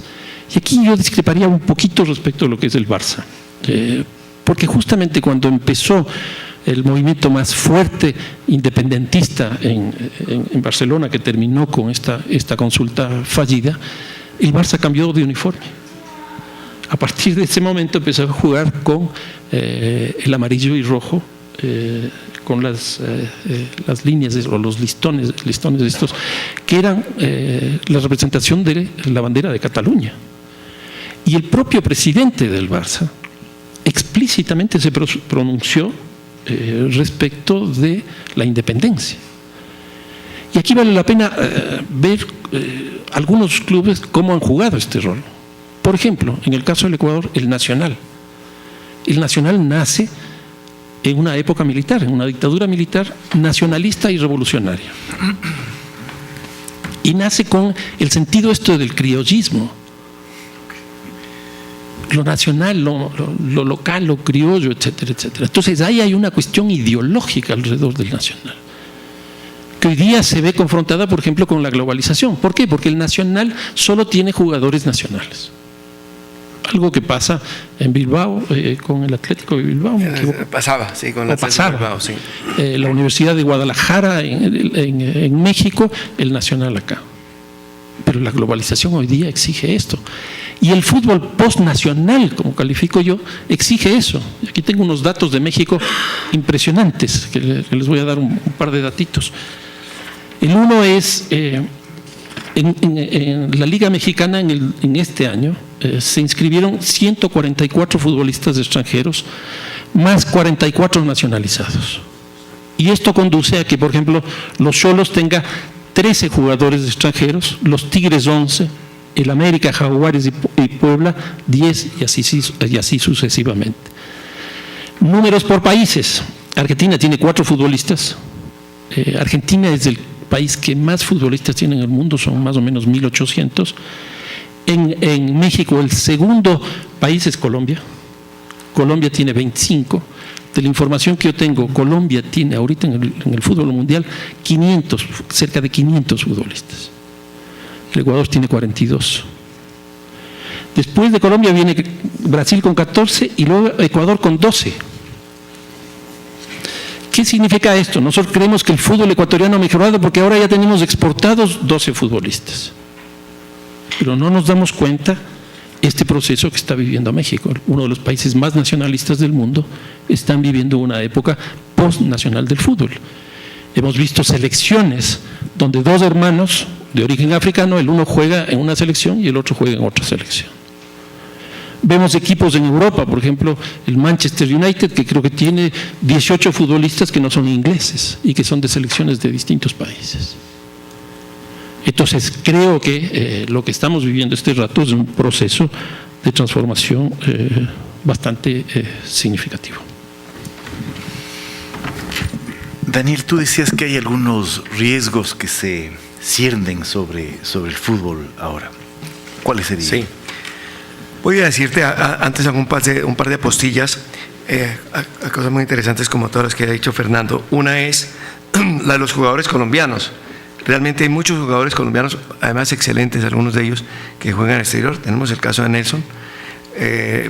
Yo me acuerdo que el primer colombiano, o uno de los primeros que jugó en el exterior, jugó en Ecuador, se llama Magdaleno Aguirre. No sé si ustedes se acuerdan, Magdaleno Aguirre. ¿Ah? Migdonio o Magdaleno, bueno, ya llamarse Magdaleno, Migdonio, mira, Aguirre. Pero Migdonio Aguirre, peor todavía. Y él jugó, no me acuerdo en qué equipo, si en el Aucas o en cuál, en América. Bueno, pues eso no fue uno de los primeros. Otro fue Ernesto Díaz de Santa Fe, a quien llamábamos en Colombia el europeo. Cuando uno decía, viene a almorzar el europeo, es que venía Ernesto Díaz. Ahora en Europa juegan muchísimos. No sé, Nelson, ¿cuántos colombianos juegan en Ecuador? Este año, fútbol profesional, oyeron por primera vez y hay varios colombianos. Y ha habido muchos colombianos que han jugado aquí, técnicos entre otras. Eso, iba a decir que eso, sí, hasta la selección nacional. Suárez, Pibe Obrero. Maturana, nada menos. Pibe del barrio Obrero, Escobar. Eso básicamente es también producto de la televisión. Higuita juega acá. La televisión ha permitido que se igualen los talentos. Es decir, cuando un jugador profesional, cuando Nelson ve tapar a un gran portero, aprende cosas. Es que no hay otra manera de aprender, eso no lo enseñan los libros, lo enseña el talento natural, los entrenamientos que se tenga y lo que uno vea. Eso es como la literatura. Uno medio puede escribir y luego leyendo buenos autores sin saber cómo ni a qué horas va mejorando. De modo que la televisión ha sido muy importante para eso. Y sobre el punto de la política, yo recuerdo que en los años 60 los que éramos aficionados al fútbol y militábamos o pretendemos seguir militando en la izquierda, teníamos el problema de la alineación y la cosa y tal. Claro, Marx nunca fue a fútbol, si no sería un gran hincha. Y a mí me solucionó el problema un futbolista que se llama porque vive todavía, que se llama Víctor Campás. Debe acordarse de él, que era un gran jugador de Buenaventura, muy de izquierda. No digo que hubiera leído a Marx y el Capital porque el que lo lee se aburre, sino que vivía rodeado de estudiantes de la Universidad Nacional de Buenaventura en Bogotá, en un apartamento, compartían con Víctor y con otros, y todo el día hablaban de izquierda, y Víctor pues se volvió de izquierda, fue a salir de izquierda, o quizá para que no lo molestaran más. Y entonces yo le dije, pero ¿cómo puede ser? Era famoso porque era de izquierda, es más, fue candidato al Consejo de Bogotá por la izquierda, y votamos por él como 10. Y lo entrevisté un día para El Tiempo y le pregunté, Víctor Campás, usted que es un hombre de izquierda, que se proclama marxista, leninista, que tiene la foto del Che en la sala de su casa, ¿cómo puede estar participando en un deporte que se considera que es una alienación, que aliena al pueblo? Y me dijo una respuesta inteligentísima, me dijo, por lo que soy, es decir, yo soy futbolista de izquierda, pero quiero ser el mejor futbolista, no el mejor de izquierda, quiero ser el mejor futbolista. Por lo que soy un buen futbolista, usted me está entrevistando. Y por lo que usted me está entrevistando, yo puedo decirle que las condiciones en Colombia son de opresión. No sé qué. Soltó una carreta maravillosa y yo creo que convirtió más gente con eso que el Partido Comunista a lo largo de 70 años en Colombia. ¿Y por qué lo entrevistaba? Porque era un gran jugador. Era un gran jugador que tenía unas ideas de izquierda, pero creía que lo más importante era ser un gran jugador. Ahí yo ya empecé a decir, acepto mi contradicción, me gusta el fútbol y voto por Víctor Campás y salí del problema. Ahora bien, sobre los problemas, sobre los puntos que tú mencionas, que me preguntas, el fútbol ha superado más amenazas que cualquier iglesia en cualquier parte, por eso Vázquez lo iguala a las iglesias.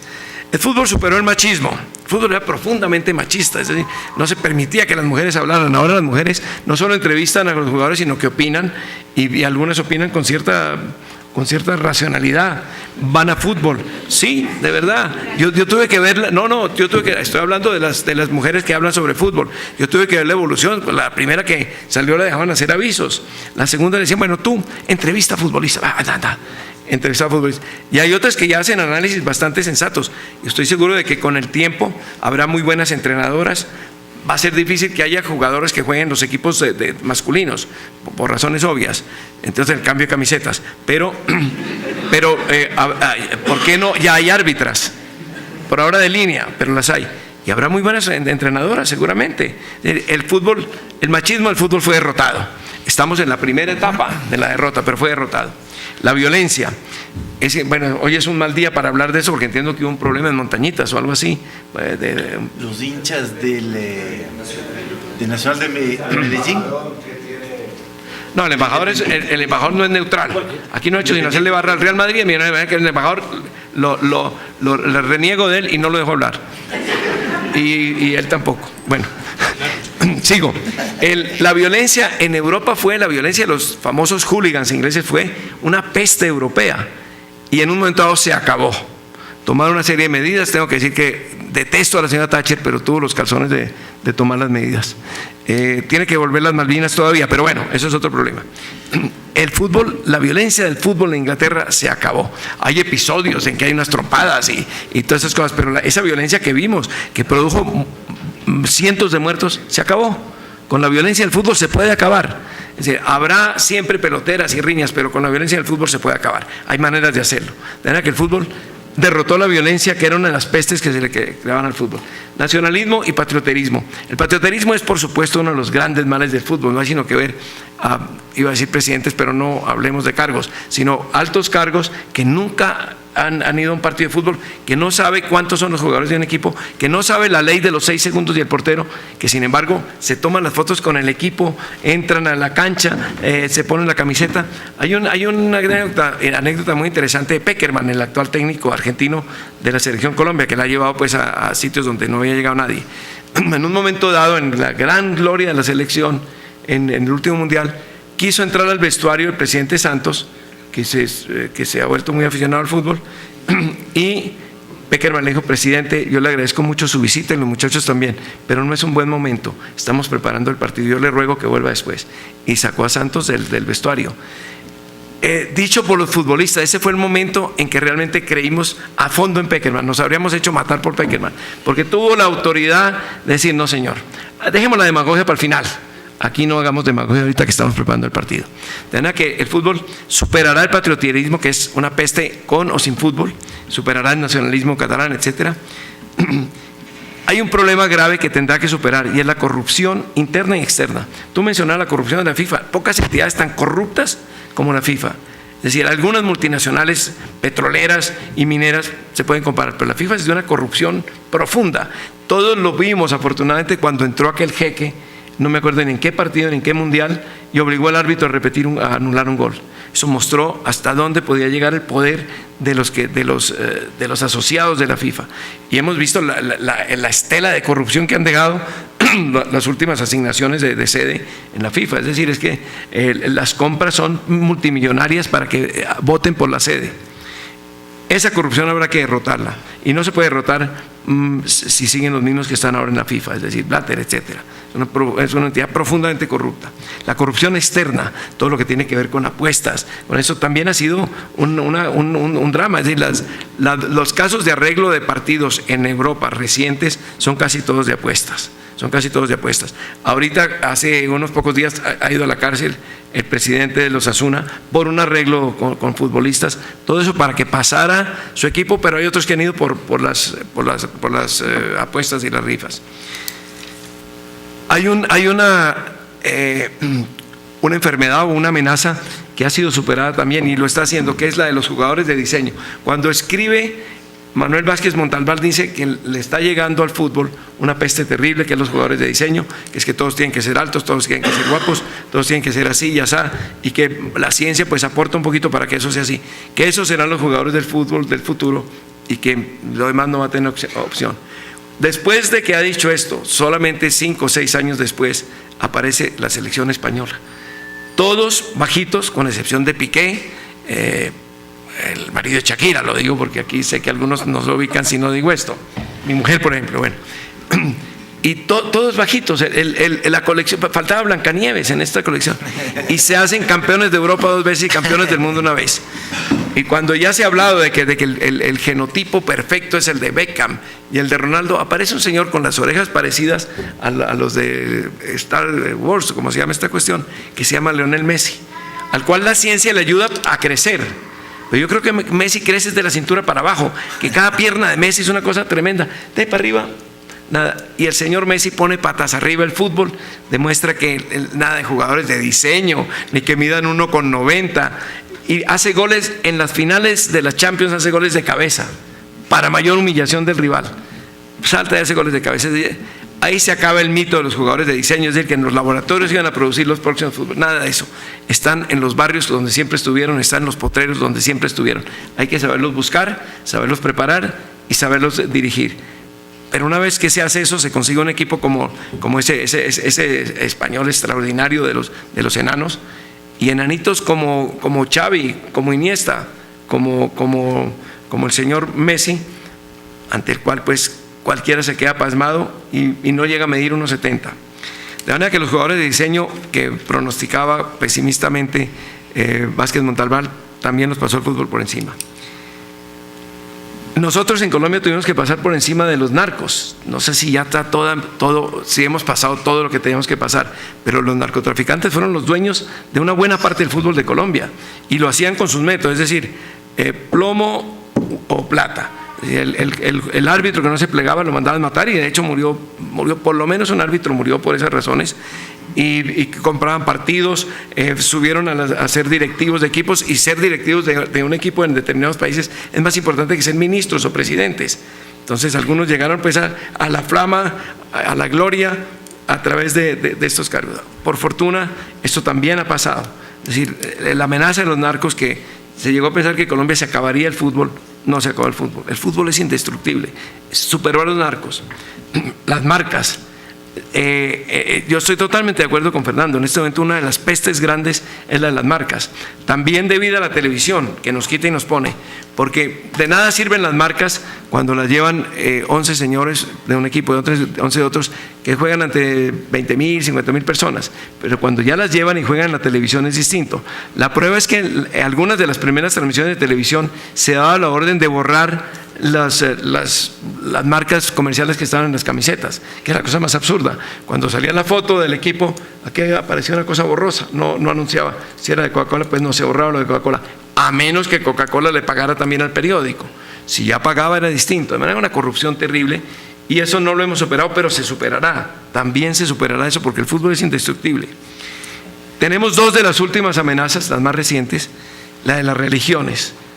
A mí me parece respetabilísimo que cada quien tenga su religión, que vaya a la misa que quiera o que no vaya si no le interesa, pero es que las religiones se han encargado de tomar a un poco de muchachos de estos y decirles que los goles los hace Dios, que no los hacen ellos, y todos están agradeciendo ahora, después de un gran gol que se agradecía a la hinchada o a la novia o al compañero o al técnico que lo hace, entonces todos agradecen, y ya todos se hablan un lenguaje totalmente predatado de Dios. Entonces, ¿qué goles tan buenos los que hizo usted, fulanito? Dice, Dios hizo los 3 goles, yo fui un instrumento. No me canses, por favor.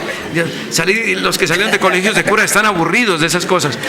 Pero pónganle ustedes atención, eso fue un propósito clarísimo de una de las iglesias protestantes en Brasil.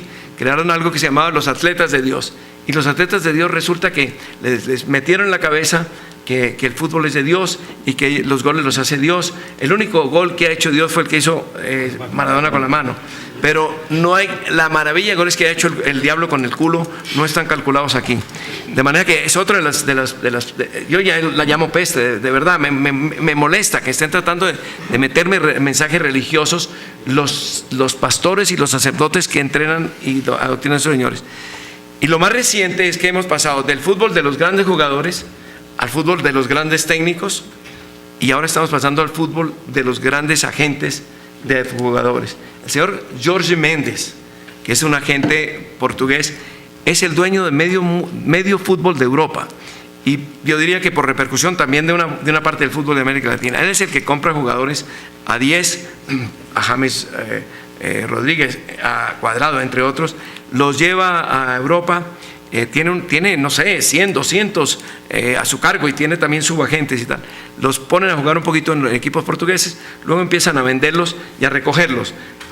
Falcao, que juega en el Atlético de Madrid, cuando le está yendo muy bien a Falcao, él lo recoge, porque si lo vende después, Falcao ganará en el proceso, pero él gana una comisión muy jugosa.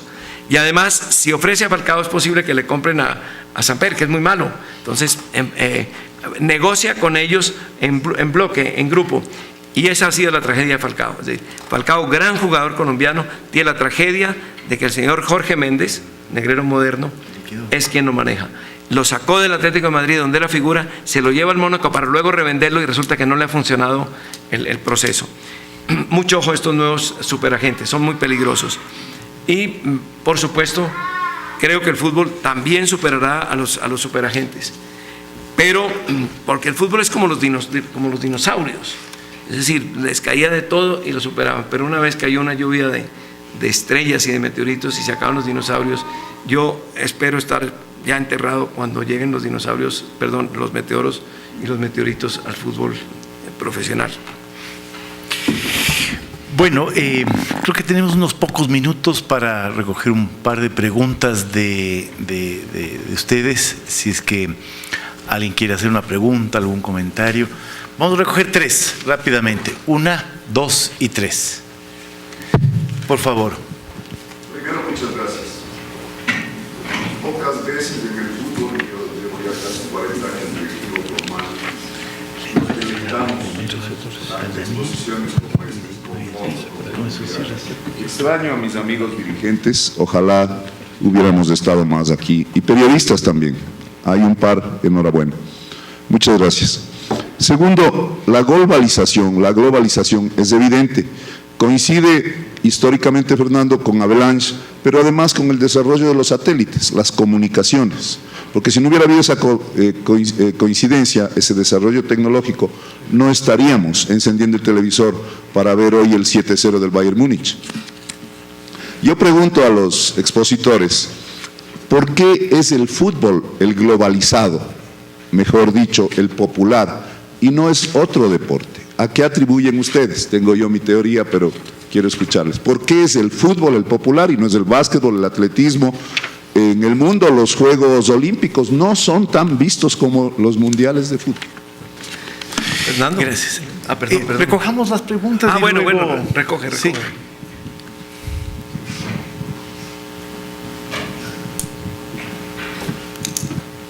Buenas noches. Mi nombre es Luis Carlos, soy compatriota suyo. Quisiera hacer un comentario frente a algo que le acabo de escuchar y que queda en el aire y me preocupa mucho. Si bien usted menciona que la Dama de Hierro acabó con la violencia, o le puso el estate quieto a los hooligans, discrepo profundamente de que la violencia se haya alejado del fútbol. Y lo digo porque es cotidiano en el diario vivir que se pasa en las jornadas futboleras los fines de semana en Colombia. Escuchar al siguiente día los noticiarios de que al menos hubo un muerto. Aparte de eso, cabe mencionar también, por ejemplo, las cifras de muertos que hubo tras las celebraciones de los partidos de la selección de Colombia en el reciente Mundial en Brasil. Entonces, mi cuestionamiento es invitarlo a hacer una reflexión frente a este tema que es transversal también al fútbol y que creo que muy poco se lo tocó acá y que merece un análisis profundo por supuesto, desde la academia, para descifrar este elemento que desconfigura lo que, bueno, yo ya no sé si llamarle deporte o mafia, tendría que ofrecernos el fútbol, ¿sí? Porque realmente lo ha desconfigurado en una sociedad como la colombiana, que aparte de 50 años históricos de confrontamiento armado y lucha política, piensa encontrar los fines de semana un resiliente en las jornadas futboleras y termina por encontrar más muertos. Entonces, para mí, crece una profunda duda en el hecho de que en verdad se haya erradicado la violencia del fútbol. Muchas gracias. Gracias. Y con esa pregunta cerramos. Muy buenas noches. También quería agradecerles por estar aquí. Muy grato de oírles. Muy interesantes sus exposiciones. Yo quería comentar un tema que también viene ligado a esto de la globalización del fútbol, y es que ahora cada vez oímos más que se juegan 2 partidos, uno en la cancha y ahora tenemos también un partido en el tema financiero. Y digo esto que va ligado a la globalización porque si bien toda la vida han desaparecido equipos de fútbol, ahora por temas económicos ser un equipo llamado grande, si es que no te va bien en la otra cancha, si es que no te va bien en lo económico, puede involucrar tu desaparición. Antes lo peor que te podía pasar es que tu equipo descienda, el fantasma de la B, pero ahora tenemos un fantasma de la quiebra. Acá lo estamos oyendo, en Italia lo están viviendo súper fuerte, y esto ha desencadenado en que los clubes tienen dos opciones, o el camino de Rangers, que es seguimos siendo Rangers, seguimos siendo un gran equipo, pero bajamos 4 divisiones y nos duele en lo futbolístico, o hay casos muy duros, no tan conocidos. A mí me duele mucho uno de un equipo que se llama Cardiff de Gales, que no descendió, pero llegó un magnate malayo, le metió full plata y transformó un equipo que su escudo era un azulejo y jugaba de azul, a un equipo que juega de rojo y su escudo es un dragón. Entonces, los equipos tienen que pagar por lo financiero o en lo deportivo, o tienen que perder su identidad. Yo quisiera saber su opinión de cómo es esto de perder en esta cancha de lo financiero. Muchas gracias. Gracias. Vamos contigo, Daniel. ¿Uno por uno o hablo de los 3 seguidos? Marco? Sí, bueno, como el quieras. primero, ¿por qué el fútbol se presta para la globalización y no hacia otros deportes? Esta pregunta es para Kierkegaard, es decir, ya ha habido muchas discusiones y muchos análisis de por qué el fútbol despierta las pasiones que despierta, incluso en gente sensata como nosotros. ¿Y qué es eso que hace que el fútbol sea lo que es? ¿Por qué otros deportes no? Lo más aproximado es decir, porque así es la vida, porque se parece a la vida, porque es una representación de la vida, porque es una especie de espejo de la existencia, donde están, en fin, reflejados pues los mismos problemas que tiene la vida, las mismas sorpresas, la misma incidencia de la suerte, etcétera, etcétera. Sí, yo creo que es difícil saber exactamente por qué el fútbol fascina. Hay explicaciones psicológicas, hay explicaciones ontológicas, hay explicaciones que tienen que ver con la estética. Es un partido bueno, es un partido que es una forma de estética que no se consigue ni en la poesía, ni en el cine, ni en el arte. Es algo especial, no se ve sino allí. En un buen partido, un buen pase, un buen gol, es una expresión estética inimitable, y el que la quiera disfrutar, que la vea. Entonces, es difícil saber exactamente por qué el fútbol fascina tanto. Si lo supiéramos, podríamos explicar también por qué el fútbol se globaliza y no se globaliza ni siquiera nuestra gran afición al voleibol de playa femenino brasileño. Pero eso, repito, ya es la órbita de los filósofos y de los psicólogos y tal. La violencia. Quizás no me expliqué bien sobre el problema de la violencia, y estoy muy de acuerdo con lo que dices, en el sentido de que el entorno tiene mucho que ver con todo esto.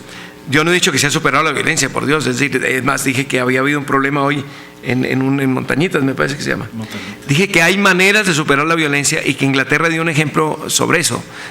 Toda una serie de normas prácticas que permitió que los hooligans en Inglaterra se acabaron como fenómeno constante y permanente. Siempre habrá un tipo que le pega a otro, y a lo mejor que le puede pegar un tiro, sí, siempre habrá. Pero se tomó una serie de medidas con carnés, con separación de los equipos, con determinadas normas para los estadios, no más gente de pie. Está demostrado que la gente de pie tiende a ser mucho más bulliciosa y mucho más peligrosa que la gente que está sentadita, tranquila. Entonces, esas normas, más la de identificar con cámaras y tal a los hooligans violentos y enviarlos todos los domingos o día de partido a una comisaría, ha servido para que los hooligans, ultra famosos por su violencia en toda Europa, ya no son el peligro que representaban. Es decir, hay maneras de acabar por lo menos con cierto tipo de violencia. Ahora bien, la violencia en países como Colombia se manifiesta en cualquier cosa, en el tráfico, en la política, evidentemente, en los reinados de belleza. A veces el papá de la señorita Cauca le pega al papá de la señorita no sé qué. Es decir, somos un país que ha tenido un germen de violencia lamentablemente muy, muy grande. Por eso estamos ilusionados con que haya una paz. Por eso hemos crecido. Yo llevo 50, tengo 70 años y llevo más de 50 consciente de los problemas que van a heredar nuestros hijos y nuestros nietos en cuanto a la violencia de la sociedad colombiana. Hace poco una mujer, una mujer, pero en realidad representaba un grupito pequeño de delincuentes, en una venganza por unos metros de tierra, fue a buscar para asesinar al que le había hecho esto, y como no estaba, mató a los 3 hijos, tranquila y dulcemente. ¿Sí? Somos un país que tiene un germen de violencia, como hay otros que los tienen también, y eso evidentemente no se detiene en las puertas de los estadios. Entonces, también el que va a airear sus frustraciones o sus instintos en un partido, pues puede llegar a matar a alguien. De hecho, yo hice una investigación sobre el asesinato de un hincha de Millonarios a la salida de un partido que fue muy cerca al estadio. Un tipo totalmente normal, llevaba su camiseta y fue asesinado por unos hinchas totalmente normales del otro equipo, por un par de gritos que hubo, no sé qué cosas. Lo mataron tranquila y dulcemente. Y así han pasado otros casos, no eran digamos delincuentes que estaban en el proceso de enfrentamiento, ni esas barras bravas, no, eran unos buenos tipos que vieron a otro buen tipo que solo que tenía una camiseta que no les gustaba y eso terminó en que lo mataron. Evidentemente el fútbol no se puede aislar de la sociedad, de hecho si estuviera aislado no sería interesante, el ajedrez está aislado y es aburridísimo. El fútbol es lo que es porque está en la sociedad, porque es producto de la sociedad, porque refleja esa sociedad y lo refleja a veces en la cancha, pues hemos visto, y a veces lo refleja en las graderías, ¿no? O afuera, porque por ejemplo en el estadio el Campín, que era un estadio absolutamente pacífico y tranquilo, de vez en cuando alguien le da una trompada a otro, pero no más, se fue volviendo muy peligroso, cada vez más peligroso. Tomaron una serie de medidas para separar las hinchadas, para que en ciertos partidos el equipo visitante no tuviera lugar, no pudiera venir, y así todo empezó a haber riñas y heridos y puñaladas en las afueras del estadio. Había gente que venía, no entraba al estadio, pero luego esperaron la salida. Todo esto plantea problemas pues ya psicológicos muy serios y repito, yo no he dicho que se haya acabado ojalá se hubiera acabado con la violencia del fútbol, no. Lo que digo es que hay maneras de acabar con ciertas formas de violencia del fútbol y que está demostrado y que sé que el fútbol lo superará. Cuando ciertas sociedades superen su propensión a la violencia, pues le habrán ayudado al fútbol a que también la supere. Y el último punto, lo de la quiebra. No hay ninguna duda de que uno de los problemas del capitalismo global es la compra no solamente de equipos de fútbol, es decir, ya compran periódicos. Yo me crié en un periódico que era de una familia y ahora es de un señor multimillonario de Bogotá, que es El Tiempo. Evidentemente, cuando yo me voy, no en el periódico donde yo había trabajado siempre, no digo que no era mejor, por supuesto, pero ya no había, digamos, la identidad que uno tenía con el periódico donde se crió.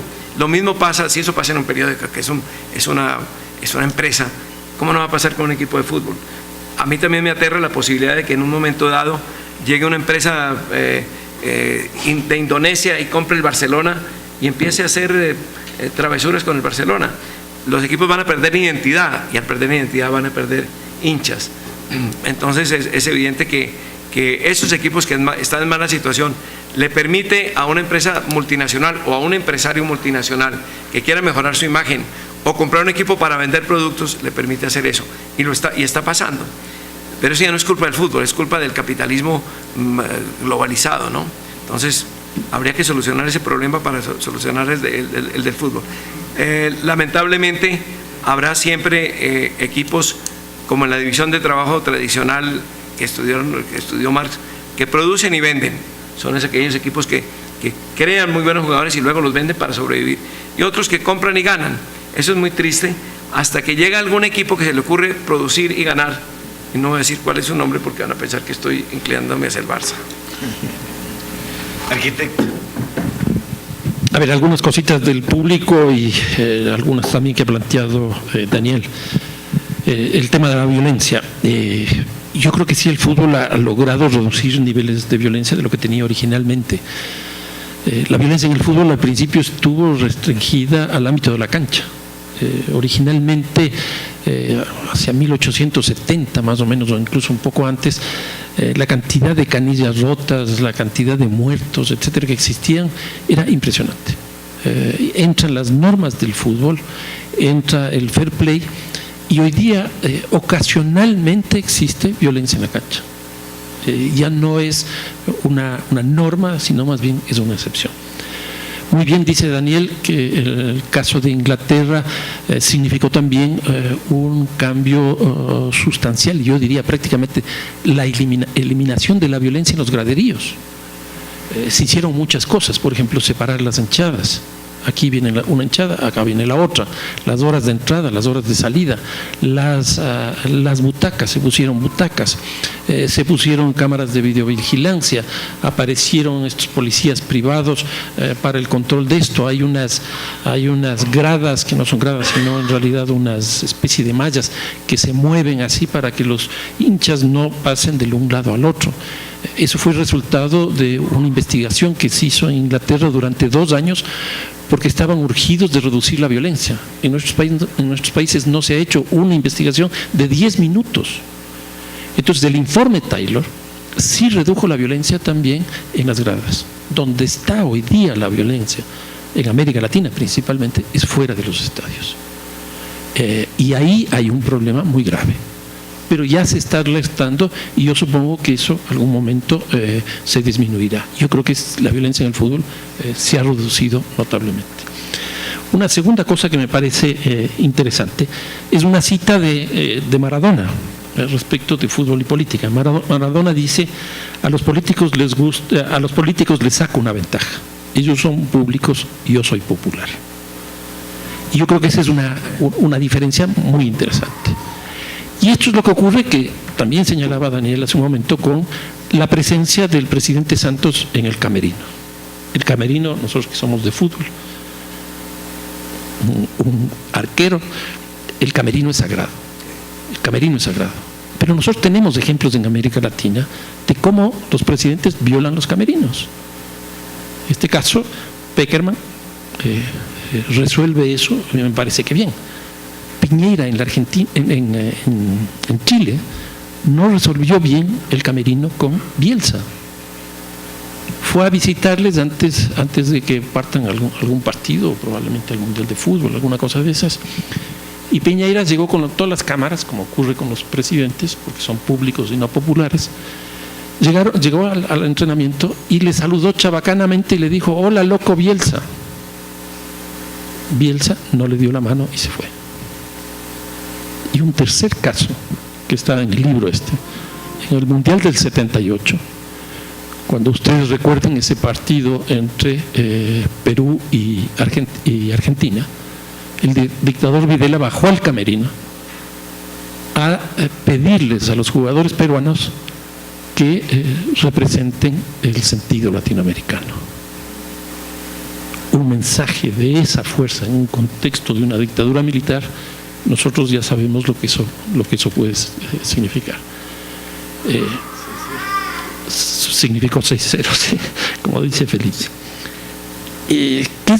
¿Cuáles son las amenazas? Yo aquí quiero ratificar una cosa. A mí me parece que la principal amenaza del fútbol es la FIFA. Está entre las principales, sí. Y yo creo que otra FIFA es posible. El fútbol se nos puede morir o puede desaparecer si seguimos con una FIFA que lo que menos le interesa es el fútbol. Es una corporación o una representación de corporaciones que lo único que le gusta son los ingresos de las grandes corporaciones. Y finalmente una cosa que también Daniel señaló. A mí me entrevistó no hace mucho tiempo Giovanna Tassi, una periodista italiana, sobre fútbol, y me dijo que no le gustaba el fútbol, que el único momento que le gustaba el fútbol era cuando los futbolistas intercambiaban las camisetas. Y entonces, un poco lo que tú decías.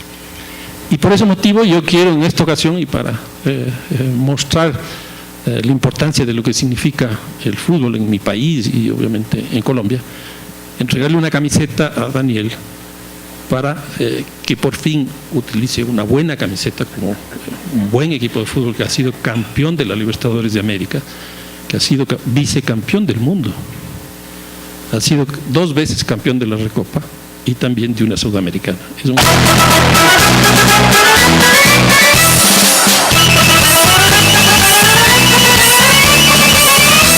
Somos los estudiantes, alegres soñadores, que vamos por la vida en pos de una ilusión.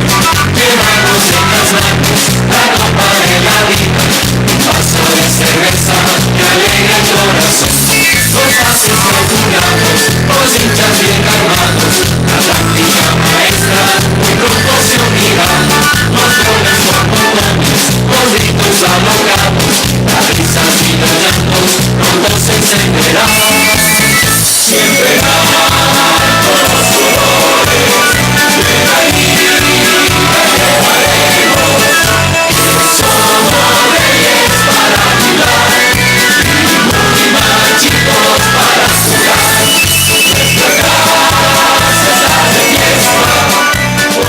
ese era el himno glorioso de la liga, y la camiseta que recibió Daniel está firmada por todos los jugadores del equipo. Así que pues muchas gracias. Solo falta la firma de Daniel en esa camiseta. Muchas gracias, me lo llevo de verdad emocionado.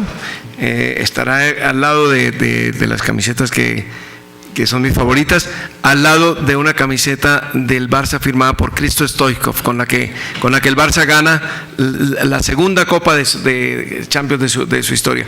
No te traje las de Santa Fe y las del Barça porque yo sé que tú las tienes. Entonces, es decir, todo buen aficionado las tiene en la sala inclusive. Muchísimas gracias, Fernando. Bueno, muchísimas gracias a Fernando y a Daniel. Se han lucido como dos goleadores. Muchas gracias.